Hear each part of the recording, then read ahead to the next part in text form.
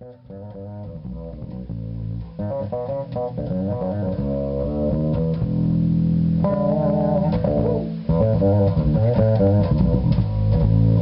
that sounds good.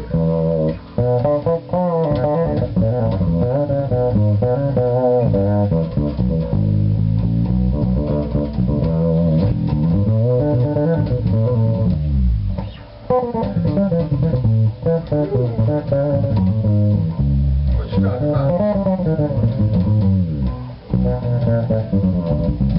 feel like my hands are falling off. I think I've got to go.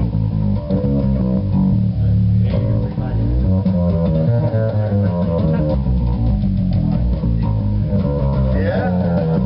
That's fine. Get that tone out of this thing. Yeah. But still. Like that tone.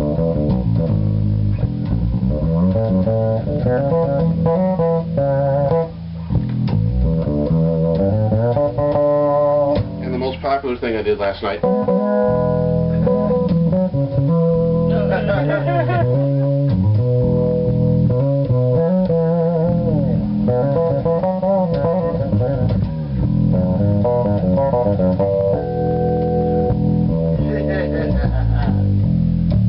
Look at you.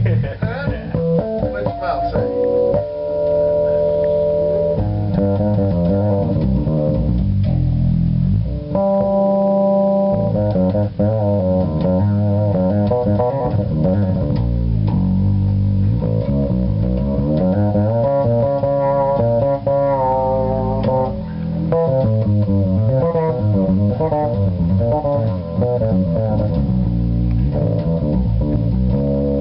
Okay, so much for nonsense.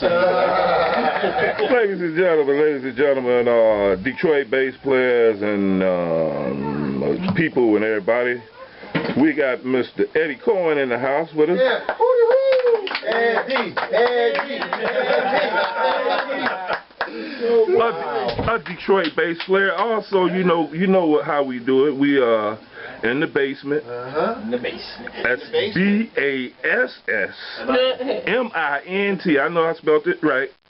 So check this out. We also in the basement we have with us Mrs. Tell us who you are. Gwyneth Hayes. A bass player, Detroit bass player. Yeah. We also got Lester Colley, Whoa, Music what? Network. Yeah. Right. Lester Colley, another Bass Fest. bass And player. Detroit Bass He does Fest. Detroit Bass Fest. We're gonna interview him. We're gonna interview him. We gonna interview everybody. And we also have Michael Rich. a Detroit bass player. Of course. We also have Anderson Howard. That's right. Anderson Howard, another Detroit bass player. Huh? We also have Corey Tramontelli, Detroit bass player. There you Detroit go. bass player. There you go. And of course, we get in the basement of Reggie's house, right? That's Reginald Canty. The host. I know his name, that's why I see it We here. got over here too, man. Oh, we got another buddy. Yeah, he's been playing bass for about 15 minutes. Okay.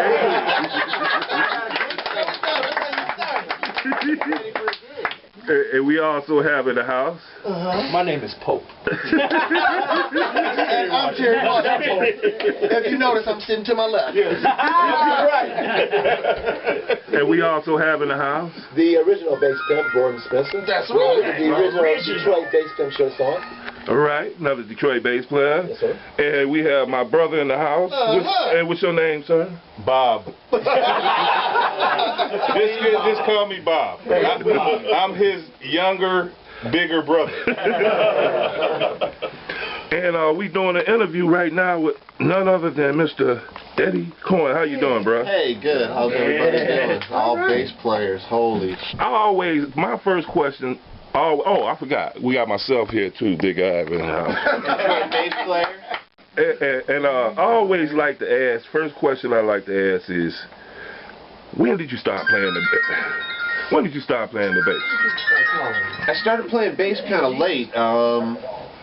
Probably in 11th or 12th grade of high school before I really started playing bass. Mm-hmm. I played guitar since I was in 3rd grade and thought I was going to be a guitar player till I heard Ron Carter do something and I said, I'm going to have to play that instrument. And so I started playing bass then.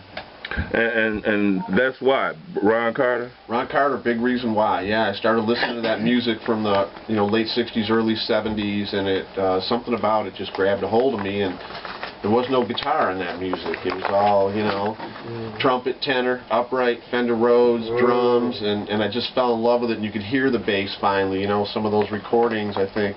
CTI and all that back then, where the production quality was there, where you could hear what the guys were doing. You couldn't hear that in the older stuff from the 50s. They were doing great stuff, Jimmy Garrison and all them, and Paul Chambers, but you didn't hear it that well. So that grabbed a hold of me. And the high school needed a bass player, and I needed extra credit. Well, speaking of Ron Carter, that was another Detroit bass player, by the way. So were you self-taught? Did you go to school for this? I did. As a guitar player, I was self-taught, and it always dawned on me that I was kind of a bit of a faker that way. I didn't really know what I was doing. I thought I could do it pretty well, and people thought it sounded really good, but I couldn't really explain or understand what I was doing. And when I decided I wanted to play bass, it seemed like an opportune moment to figure out what the heck is this musical world all about. And I was fortunate enough to run into another Detroit bass player, Mr. Ed Pickens, who I was able to study with for some time then. And did you go to college for it? I went to college. I went to Oakland U for a little bit. There was a jazz studies department out there that him and Sam Sanders were pretty much doing back then. And did that my senior year of high school, and after that I moved to Boston and went to Berkeley for a year and a half, 2 years. Oh, what man. kind of bass did you have when you I had nothing. Nothing? I had no bass. You were just playing their stuff? I had nothing. I was playing their stuff, a house instrument. My high school gave me a white K bass and let me use that to practice on, and I did. I think that's the one I got in the back. They painted it. Yeah, It don't work no more. They came and got it. Well, too bad they picked it up about a year after I graduated or so. But yeah, Berkeley, I had no bass, and I was playing the school instruments, and I had a buddy down the hall who had a jazz bass who would let me use it for gigs, because oddly enough, I could play guitar, and I didn't think I could play bass, but every gig I did was always on bass. I never got called to do guitar gigs, and I thought I was the next John McLaughlin, and I never made $1 playing guitar in Boston, so yeah, it didn't work out. But and over there I had a great teacher as well, Rich Appleman, who was the dean of the bass department there, and he just retired. I wish I could have had your job, Rich, but I studied with Rich for a while, and I learned a lot. I learned a lot, and I studied with Gary Burton up there, and learned a lot from those guys. And I wasn't the best student, but I didn't forget what they taught me. And as I grew up a little bit, it really helped change my playing, in a dramatic way. And so, as a result of all your education in music, you now teach as well? Yeah. And tell me about that. What is it like? You got a school, or you do privates? I do privates, and I teach out of a pretty large music store out in Waterford, Motor City Guitar. I'll give them a plug. Oh, yeah. And they let us do what we want, and I try to teach, even though it's in a music store environment, I still teach with the same type of focus that I'd have if it was a music academy or anything else. My kids all read, my kids and my adults all read. We all study jazz, even though they're not sure that they think they need to or want to, but they all do, because you need to have something academic to study, and rock and roll is not a real deep subject. So, and I love teaching. It's probably my biggest focus right now. I normally teach 40 to 50 students, and come on. Y'all know everything. I only have like 8, man. I only got 8 students. Well, my brain is scrambled. Let me tell you something, because all day long it never ends. Guys want to know why I don't want to rehearse with their band. I'm like, man, I had the guitar or the bass in my hand all day with these students going over and over, minor 7, flat 5. I don't want to play that. So. Okay, so let me ask a couple of questions. In case somebody want to take lessons and they can come and contact you, we can reach you. How do we get a hold of you?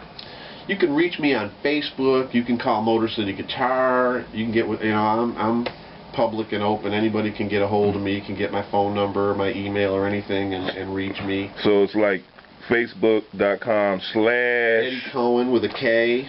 Kohen. Kohen. You can find me up there. If you feel like it, you can listen to some of my music.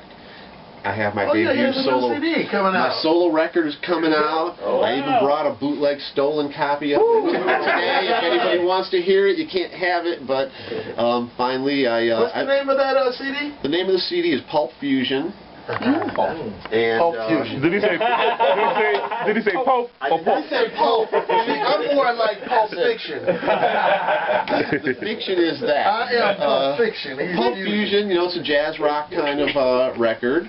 Had a lot of great musicians that I was very fortunate and blessed to be able to have work on that project because the budget was really tiny, like zero. So, you know. Yeah, that was tiny. Okay, well, as a music instructor, what are some of the things that you teach, like say for a beginner or something like that? I mean, what's some of the important things that somebody should know or you think they should know about the bass guitar? Well, the first thing I think everybody needs to know is the thing that, of course, most of us hated as kids and didn't want to do, which is to be able to read. If you can't read, you can't pick up a book. And if you can't pick up a book, you can't study the subject that's in the book. And there's very good books out there in the world on every kind of subject, brain surgery, everything, and playing music. So my first job is to get people to be functionally literate. And so for that, we use a basic beginning book, and we just get them comfortable with the fact that reading music is very simple. It's much easier than speaking English. I mean, there's only a few letters, and there's only a few numbers, and I always tell them you learned it all in kindergarten. You learned your ABCs, and you learned to count on your fingers, and you can read music if you can do that. So we get past that, and then I'll plug what I think is the best bass book out there, The Evolving Bassist by Rufus Reed, who's just a brilliant musician and educator. And it really gives you what you need to know, and it reverts back to, like, you guys see my incessant posts putting Jeff Berlin's music ed rants up on our site. I love them. I really believe in Jeff's philosophy, and it's not Jeff's philosophy, it's the philosophy of how to learn music. Music is a factual thing. You learn it, and once you learn it, you do whatever you want with it. Now, what is your opinion of people who just play by ear? I mean, like, it's some people, like with me, I never thought about taking any lessons. I just put records on and listened until I picked it out. Which is a great exercise, and I spent a good portion of my life, I mean, I don't know how many copies of Are You Experience I burned out trying to learn all those notes, you know, and Intermounting Flame and all that. And it's a great ear training exercise, and it really helps your abilities, especially in performance down the road. But I don't think it's a substitute for learning the facts of the craft that you practice. I mean, if you practice this craft, I think there's probably a desire to learn some of the facts, and then that has to be balanced with your busy lifestyle and the fact that you're already performing and performing at a high level. It's hard to step back and go, man, I just need to worry about these arpeggios and how to articulate what notes work with this chord. And but when you do, I think it always makes you a better player. And you know, we all want to be better players. I think we all go home at night going, gosh, I wish I could just be a little better, you know. And that's why we all practice. That's why we're all here. We all want to be better. We never think we're good enough. And so I think the more you learn the facts and exercise those facts, I mean, the facts are simple in music, but you know how well. So, sometimes it comes off as if you went from the opposite way coming back to now I gotta go back and think about what I gotta do, and I'm already playing.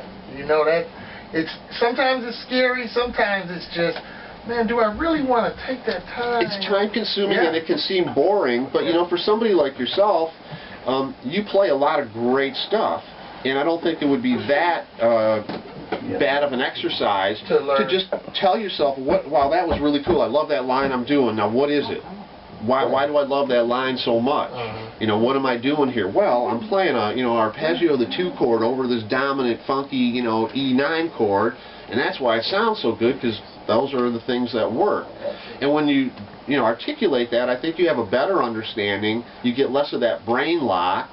And you get less of that, what we all sometimes fall into. The stuff we do well, we do over and over again. We like it, we got it, this is my thing, it's what I do.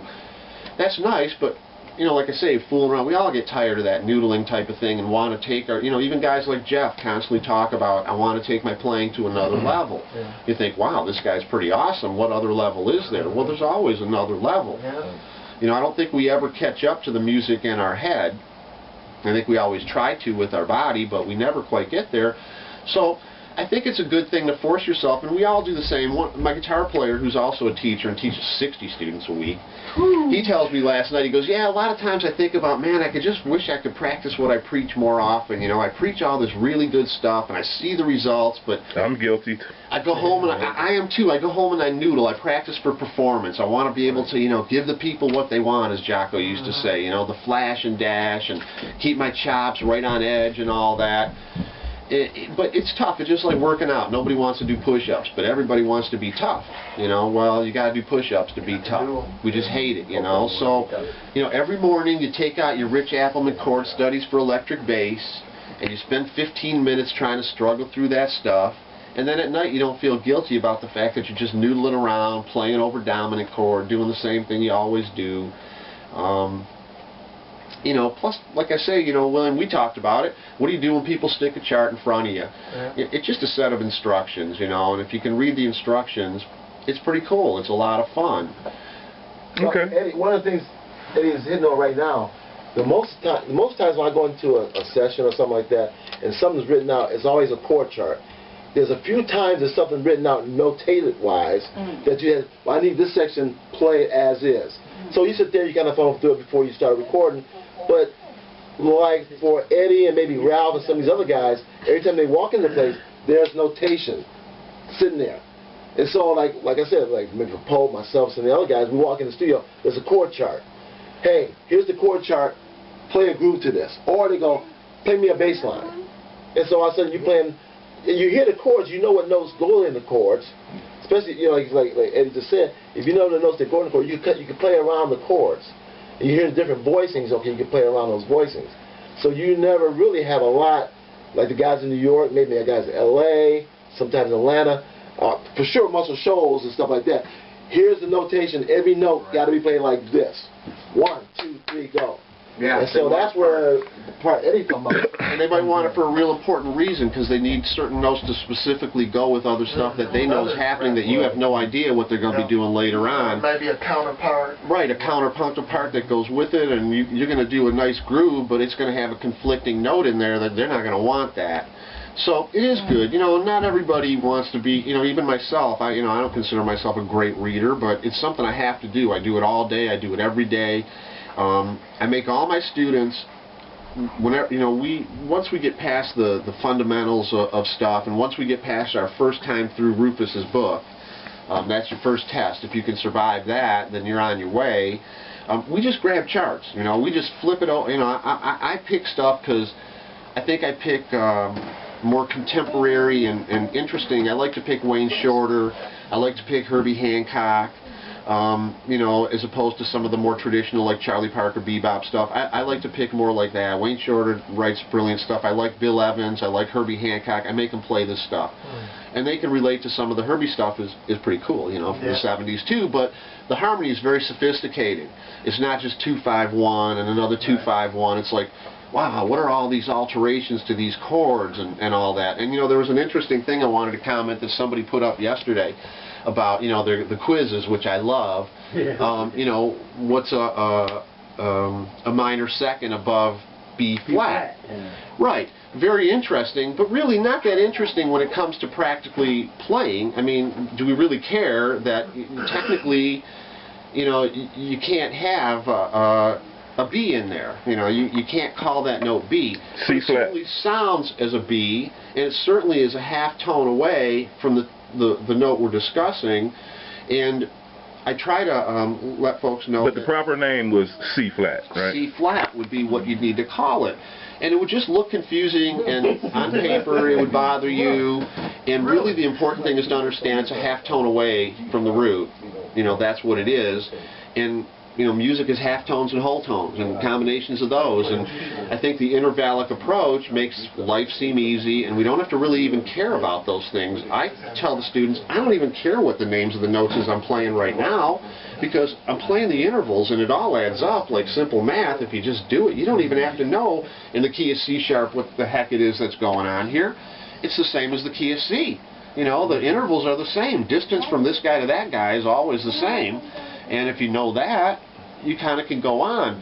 Right now we're just expanding on, you know, the tertiary third type of harmony that diatonic chords are built on. I'm telling them now, continue the formula, and you'll find all the extensions and niceties to these chords, as opposed to just the 4 notes that we've been working on and working on and working on.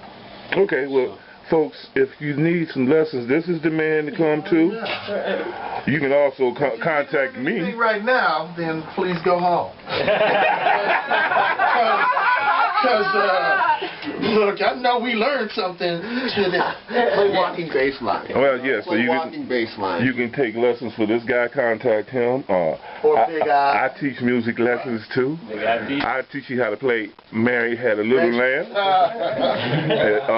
Reggie, you teach? Oh, and in fact, there's one of my students way over there. Bill Peterson?